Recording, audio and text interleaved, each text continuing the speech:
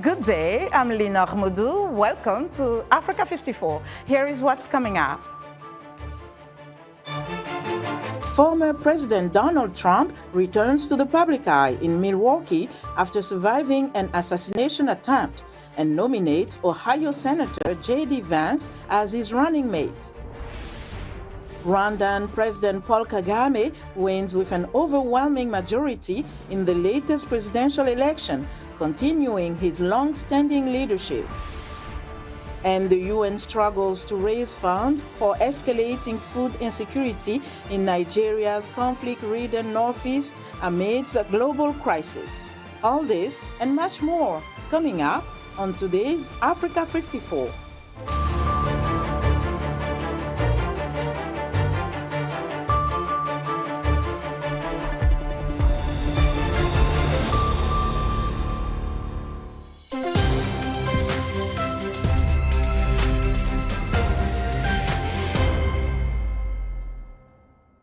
Former President Donald Trump made a triumphant return to the public eye at the Republican National Convention late Monday, 2 days after he was wounded in an attempted assassination. Caroline Presutti reports from Milwaukee, Wisconsin. Just my children. This is Donald Trump's first public appearance since he was shot. He didn't need to speak. His state delegates filled the void.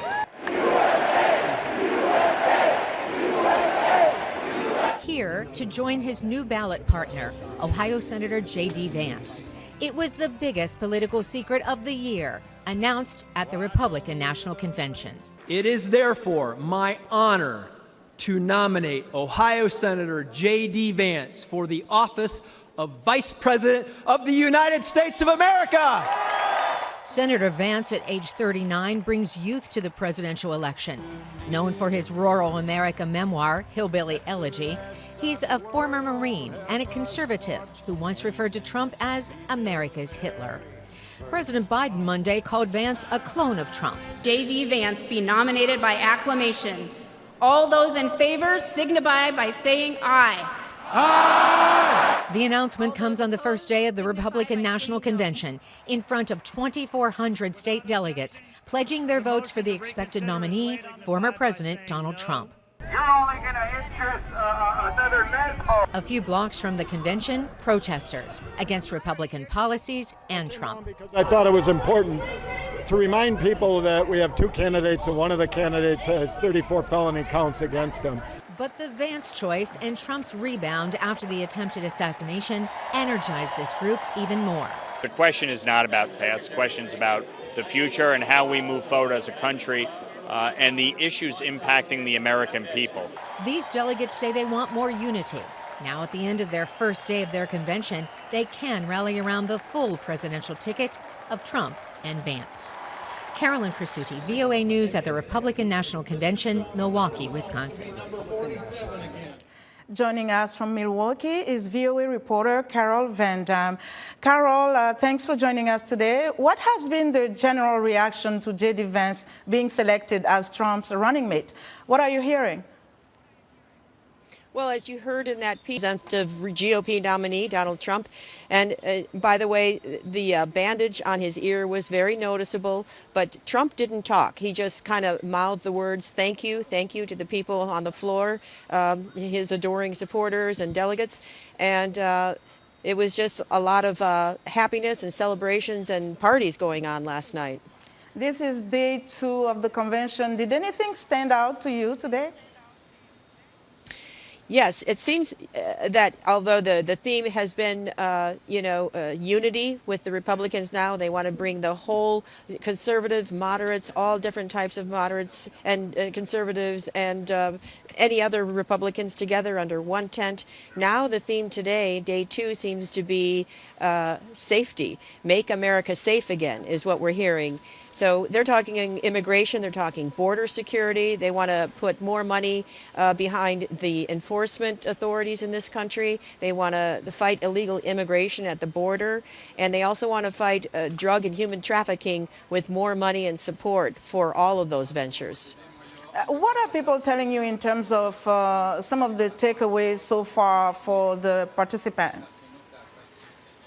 Well, some of the delegates we talked to on the floor last night after the announcement was made, but before he came up on stage last evening, was just pure enthusiasm, support, 100% support that they told me they had for him. We talked to young people, we talked to old people, we talked to men and women, and just total enthusiastic support for this person, J.D. Vance, when it became known.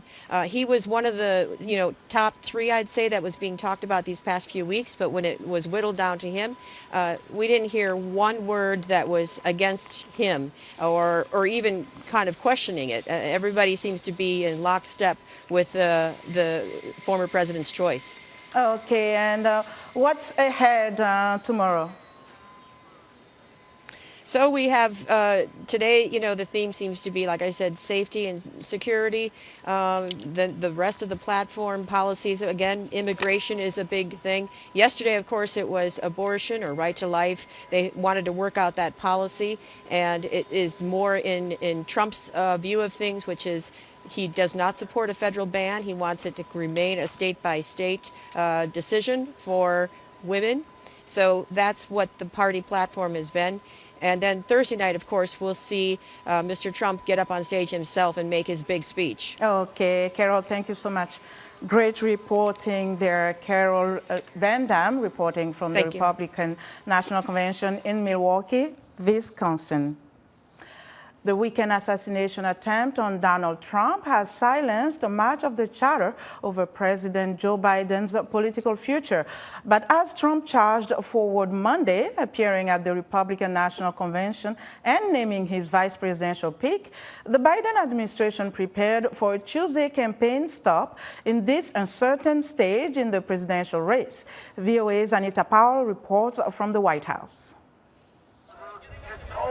The stark differences between the two main presidential campaigns were further illuminated Monday, with heated, energetic scenes. You don't like Trump? So what? We don't care. As Republicans nominated Donald Trump at their convention in Milwaukee. Greatest president that's ever lived, and that's Donald J. Trump. And from the Democrat-run White House, cool reserve from President Joe Biden, who has urged the nation to bring down the temperature on political rhetoric after the shocking weekend assassination attempt on Trump. On Monday, he told NBC's Lester Holt that he still deeply disagrees with Trump and with the inflammatory and vicious way Trump and his base communicate grievances. And asked whether he thought the shooting would change the trajectory of the presidential race. I don't know, and you don't know either. But it seems to have resolved the last political cliffhanger, the national debate over whether Biden's poor debate performance meant he should step aside. I expect that Joe Biden has weathered the storm, and this question about whether he should drop out is mostly in the rearview mirror, but he needs to perform well. Trump on Monday made his post-shooting debut to a thunderous reception and a crowd that shouted, "Fight, fight, fight." Biden also criticized Trump in the interview. Look, I'm not the guy that said, I want to be a dictator on day one. I'm not the guy that refused to accept the outcome of the election. I'm not the guy who said that wouldn't accept the outcome of this election. Both men have called for unity in the wake of Trump's shooting. But analysts say that word may not mean what you think it means. They're both calling for unity, but I think their differences in the kind of concept are fundamental. And that's where I think the problem is going to break down. And so they're calling for it, but in fact, it may well be partisanship in disguise. So what happens now as these two grandfathers sprint to the end of a contest so grueling, so bitter, so emotionally charged, and so consequential, and yet with such a tiny margin of victory? I don't know. And neither do you. Anita Powell, VOA News, the White House. Ohio Senator J.D. Vance, Donald Trump's chosen running mate, was officially nominated at the... In the running, you had Governor Youngkin from Virginia, you had Senator Rubio, and some other members of Congress, and J.D. Vance was one of the top folks. As you know, he's been only elected to the U.S. Senate for 2 years, and I think, don't quote me, I think he may be the second youngest vice presidential pick. So I think the reality is that, although Donald Trump, if he wins the election, would serve 4 years, J.D. Vance would be 44, and he would be hopefully eligible to run, and if he were to win, that would be 8 years. So I think it's aside from picking a good running mate, it would lay the foundation for continuing the legacy for another 8 years after Donald Trump leaves. Most people are very content with J.D. Vance being selected as the vice president, as the vice president under the Republican ticket. A lot of people had thought that maybe President Trump would go for somebody who is closer to the center than somebody who is very far from the center. Your thoughts? I think more it's about preserving the legacy. So if Donald Trump were to win, I think JD's young enough. He's 40 years of age, and let's say he obviously serves 4 years, he'll be 44.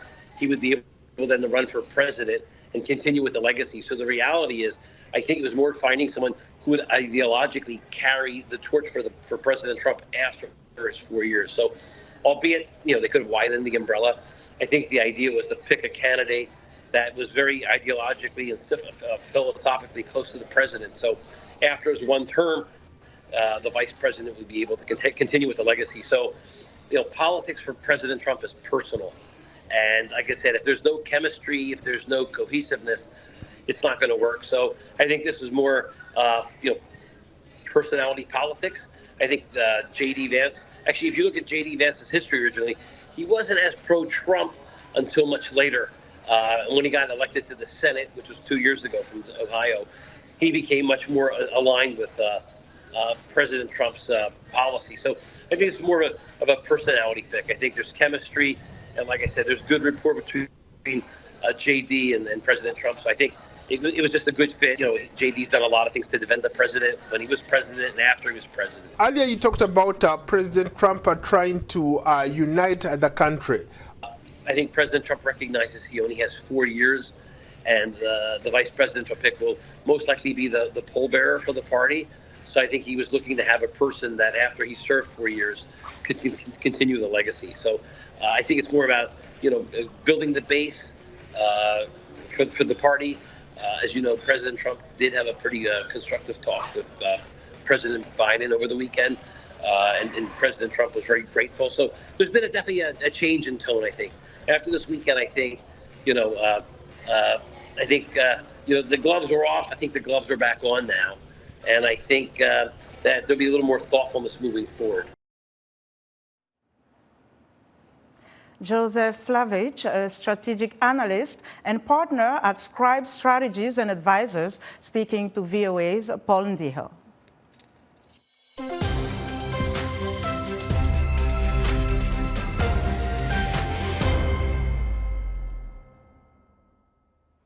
Now to Rwanda, where President Paul Kagame has won the country's presidential election, according to preliminary results released Monday night by the country's election body. Kagame has received 99% of the vote, with 79% of the cast ballots counted, the data said. Kagame won by a similar amount in 2017.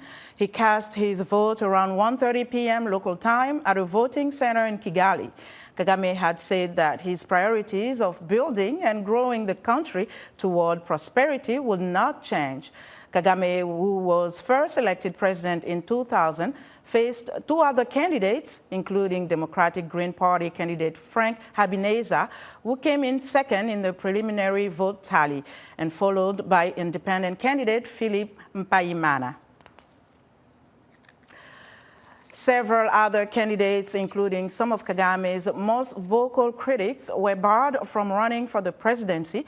One of the reasons the 66-year-old Kagame cruised to victory, critics say, is that he has governed with a heavy hand and has stifled dissent. But another reason analysts say is his ability to guide the East African country toward internal peace since the 1994 genocide, when an estimated 800,000 Tutsis and moderate Hutus were killed. VOA correspondent and Nairobi Bureau Chief Mariama Diallo is standing by with some updates. Good evening, Mariama. What are the reactions on the streets of Kigali after President Kagame's landslide victory? Thanks for having me. I think the reaction actually that's been more, just on both sides has been, a lot of it has been on social media. And I'm going to just read you a few of them here. Maybe being on social media and the anonymity of being on social media allows people to express themselves a lot more, because in Kigali, things have not really changed. I think the atmosphere even before the elections, didn't seem like that there were elections happening, because usually you have a lot of billboards, you have candidates here and there, but in Kigali, it's been most of the time when you saw a billboard, or an ad or anything like that, it's been mostly, something that was showing President Paul Kagame. Rarely I've seen actually a billboard from one of the opposition leaders. So let me just read you a few things from social media. Okay. And I'm going to start with the French one that said, arrêtez de blaguer avec le peuple rwandais. Cette élection, c'est du pur théâtre. You understand what that is. Stop joking with the Rwandan population, with the people of Rwanda. This is pure theater. Another one says there was no election in Rwanda. Another one talks about Kim Jong-un, the North Korean leader, saying that even Kim Jong-un doesn't score like this. One last one that talks about this percentage, meaning the 99.15 or 14%, the person says is very frightening and indicates the true horror due to the security grip, and I'm quoting here, that citizens in Rwanda are experiencing. Now, to be balanced, there are also other comments, obviously from people who are happy about the Kagame victory, that says, I can feel the pain of all the haters. Nothing can beat the winning team. This is the lightning waiting for the thunder, and asking people to calm down. And one last one, someone writes, but us Rwandans, we are also surprised. Guess what? It should be 100% instead of 99%. We are proud of ourselves. Okay, Mariama, thanks for sharing these reactions. We appreciate it. That's VOA's Mariama Diallo. She's the Nairobi Bureau Chief, joining us from Kigali, Rwanda. We are excited to hear what you think about Africa 54 and all our VOA Africa programs on our website at voaafrica.com. Still to come, the UN sounds the alarm on a dramatic rate of food insecurity in Nigeria's northeast. We'll be right back.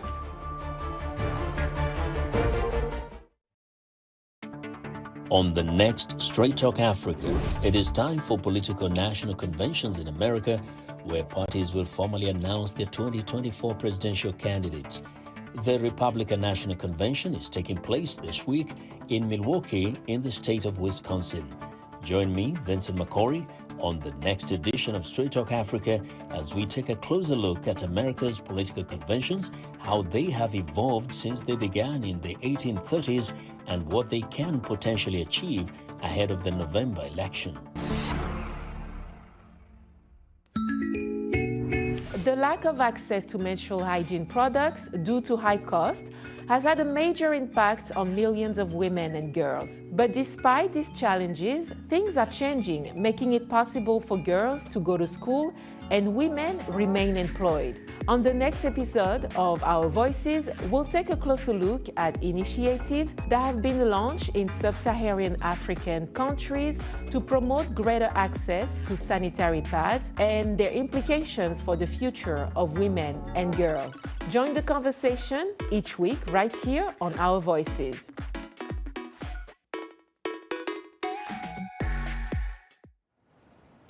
The Somali militant group Al-Shabaab has claimed responsibility for a car bomb attack in Mogadishu Sunday that police said killed at least 9 people at a restaurant where patrons were watching the Euro 2024 final. Malawi declared the end of the country's worst cholera outbreak, which began in March 2022 and killed nearly 2,000 people. The Ministry of Health said the country has registered no cases or deaths from cholera in 26 of Malawi's 29 health districts in the past month. Some health experts say the outbreak could resurface if the country fails to address sanitation problems that caused it. Chadian officials say urgent international help is needed to save the lives of more than 2 million people caught in the severe humanitarian crisis caused by conflicts and climate shocks. The leaders say the country is among the poorest nations in the world, and food is particularly scarce now as hunger peaks in the June to August lean season between harvests.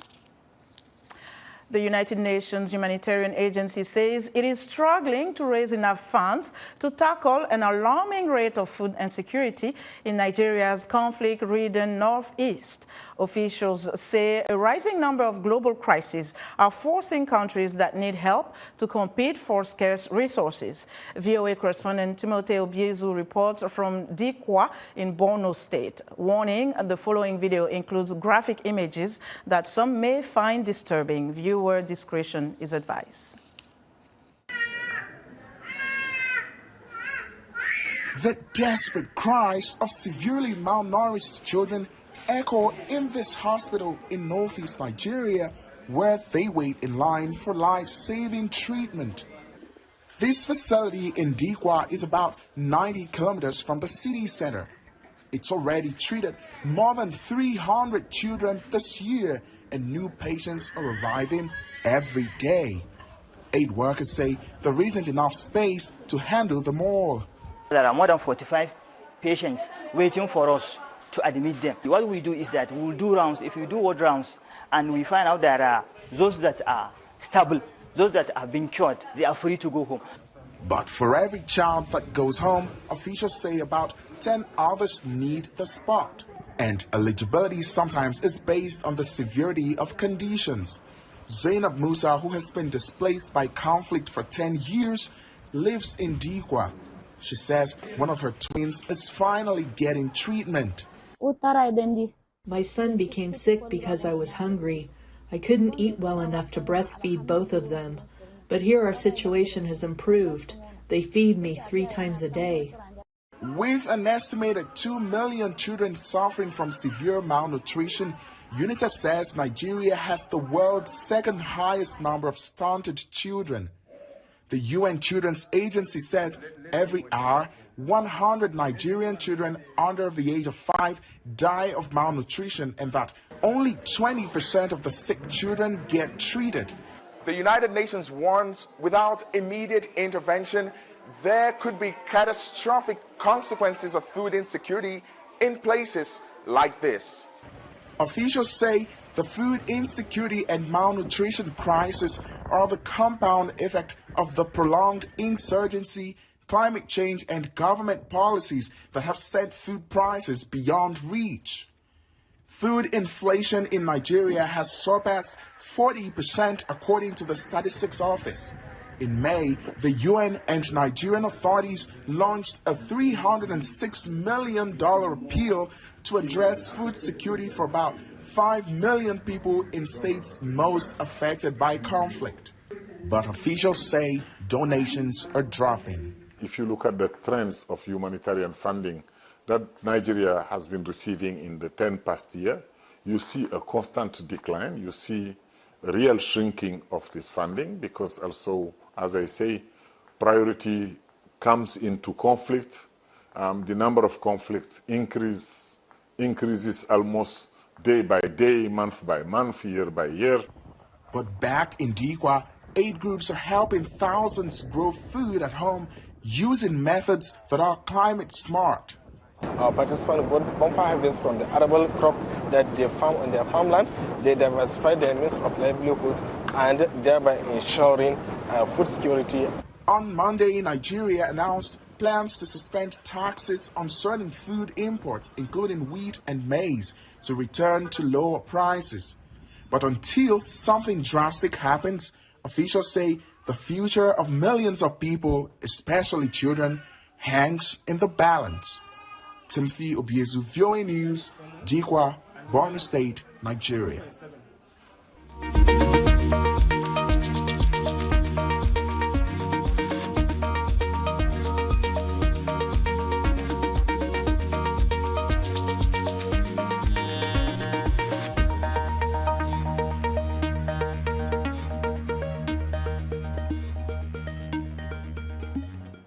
Minibus taxis are everywhere in South Africa and they run on gasoline.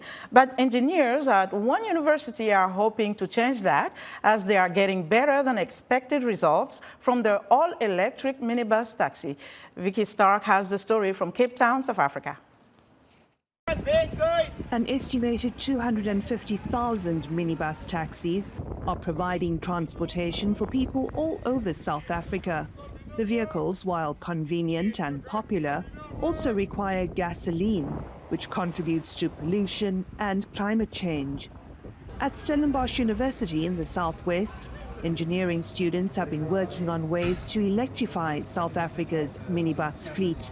Over the course of a year, the team has retrofitted a gas-powered minibus to run on electricity, which they say is the first of its kind in the country. Such retrofits could help drivers save money. You're going to save substantially. So just to give you an idea, our calculations show that if you buy a new electric taxi, you'll pay it off within 7 years because of the savings. If you do a retrofit, you pay it off within 1 year. In South Africa, electric vehicles, also known as EVs, have been slow to catch on, despite United Nations carbon emission reduction targets to limit global warming.